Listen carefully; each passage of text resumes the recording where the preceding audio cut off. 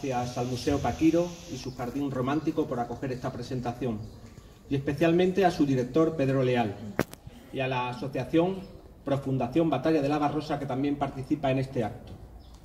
Y sobre todo, que dé las gracias al protagonista de esta tarde, a Antoñín Díaz, a Alienando, por hacerme el honor de acompañarle en la presentación en Chiclana de La Memoria en Llamas. Comencemos, porque lo que me apetece realmente es lo mismo que a todos ustedes, escuchar a Antonio y a José Luis Morilla. Para ello he venido, lo que yo diga no importa mucho. Bueno, quizás un poco sí, porque me alegro sobremanera, Antonio, de participar en esta puesta de largo en tu ciudad, y acéptame en tu ciudad, por favor, de este hermoso y extraordinario libro de relatos. Porque primero, y no hace falta que yo lo diga, es espléndido. Basta con leerlo y basta con sentirlo. Segundo, porque además lo has escrito tú, y creo que conozco, en gran parte por mi deber profesional como periodista cultural, a poetas y novelistas, narradores y escritores, pero pocos, muy pocos, viven la literatura con la intensidad que tú la sientes. Pues ahora sí, comienzo.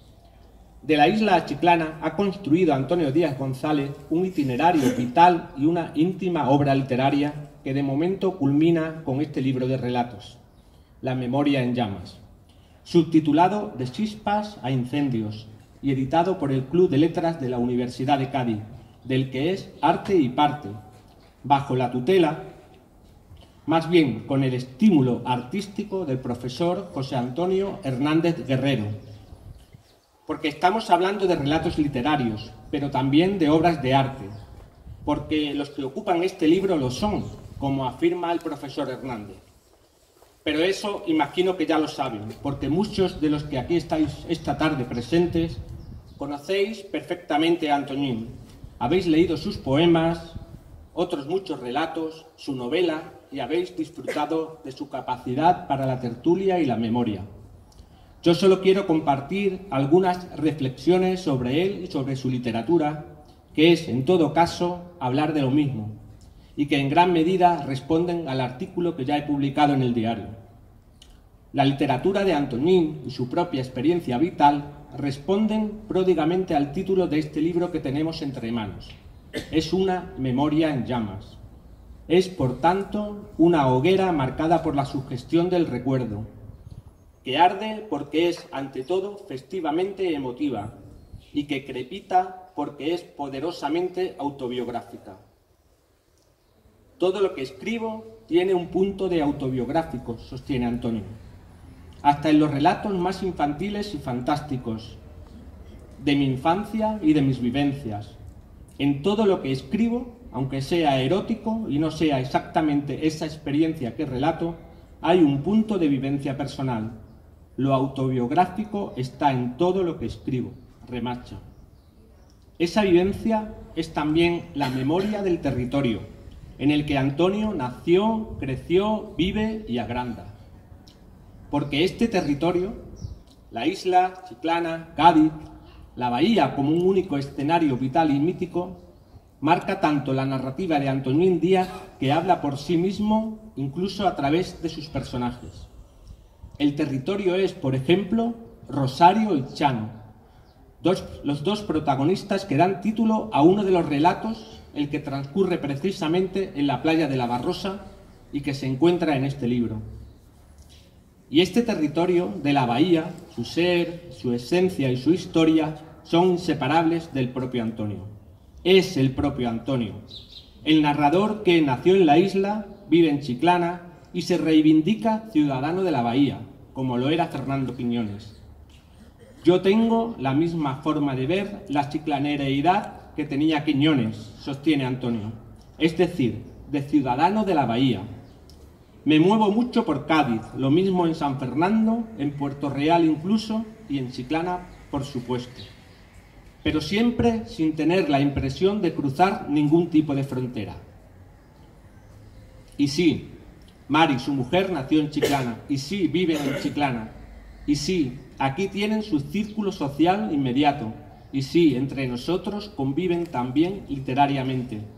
Pero Antonio se mueve libremente por este gran país que es la Bahía de Cádiz. Esa forma de pensar la sostengo, manifiesta Antonio, me hace ver la universalidad de lo concreto, de una calle, de una orilla, de una playa. Siempre he visto el localismo de cualquier historia como algo universal y no excluyente. Tampoco trato de dirigir lo que escribo a un lector localista, sino universal. No de otra manera, Antonio, puede escribirse, puede crearse literatura. Desde las orillas de la Barrosa, de la playa de la Casería o de la misma Caleta, como ya lo demostró Fernando Quiñones, si acaso había que demostrar algo, es posible erigir una literatura transfronteriza y cosmopolita, sin que deje nunca de ser gaditana. La infancia, en este caso, es la herencia o es la herramienta de la que, en la mayoría de los casos, también Antonio se sirve. Memoria para transformar su literatura.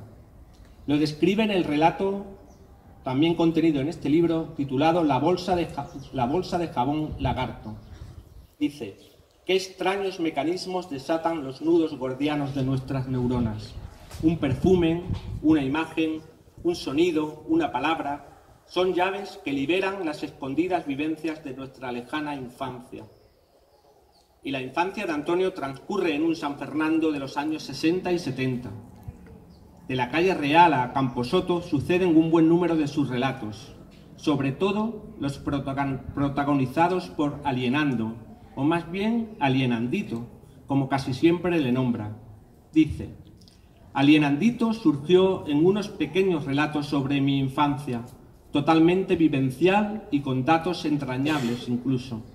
Fue evolucionando, fue fantaseando y lo he ido usando como personaje, quizás menos de lo que debiera, que siempre es posible identificar conmigo mismo. Siempre he sido yo, en su forma de expresarse, en su forma de jugar.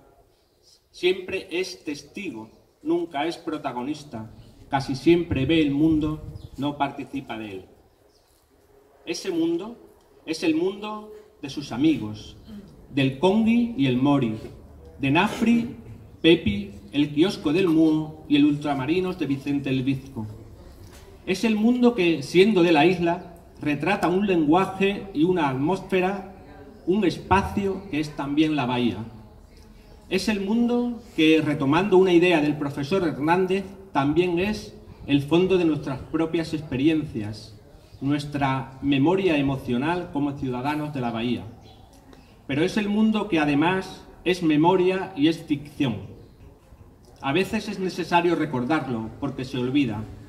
Quienes escriben, quienes escribimos desde la literatura, atravesando la memoria de un lugar, un espacio y una época, no somos memorialistas, sino ante todo escritores que atienden a la memoria para recrear un mundo propio, una identidad, un lenguaje y, en el caso de Antonio también, una obra que es bella porque hiere, que es emotiva porque palpita, que es gozosa porque nos habla de todos nosotros, que es, en definitiva, literatura porque nos cuestiona.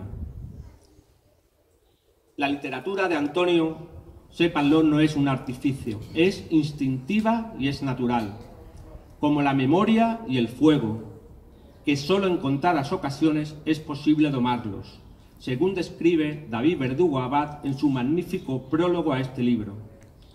La literatura está en la propia manera de entender el mundo que tiene Antonio, y lo mismo está construida de chispas, pavesas y chiribitas, esos primeros, más breves relatos incendiarios y poéticos que ocupan este libro.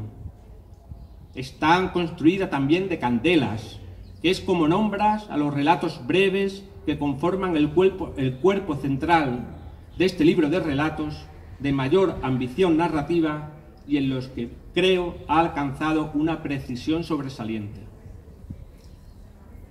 Esta memoria en llamas se completa con un epílogo o tercera parte, los incendios, como los denomina, que son relatos más extensos, en torno a unas 10 páginas, que en algún caso recuerdan a su novela Los años de la ballena, publicada en 2014, y a la que sin duda, creo también, superan estos relatos.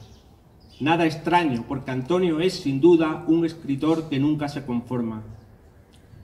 como lo hace su maestro, palabra hermosa y sin duda relevante para hablar de Antonio y que no quiero dejar de citar. Su maestro es Miguel Ángel García Argüez, el Chapa, como todos le conocemos, otro chiclanero, otro ciudadano de la Bahía, otro gaditano y otro sin duda extraordinario narrador y poeta, con el que Antonio se encontró en la Escuela de Letras Libres, y ahí fue donde el Antonio lector se dio cuenta de que también podía ser el Antonio escritor, afortunadamente para todos nosotros. Y voy a concluir. Con estas brasas de agosto sobre la que vivimos estos días, quizás no nos apetezca encontrarnos con llamas, con chispas, con pavesas y chiribitas, con candelas y con incendios, pero desde aquí declaro la lectura de esta memoria en llamas como obligatoria en este verano. Inmediatamente, vayan, léanlo, cómprenlo, porque este medio centenar de relatos iluminan y poseen esa intensidad arraigada en este fuego alrededor del cual surgió la literatura oral. Es decir, es memoria, es identidad y es conocimiento. Porque esta memoria en llamas, verdaderamente, Antonio, encandila. Muchas gracias.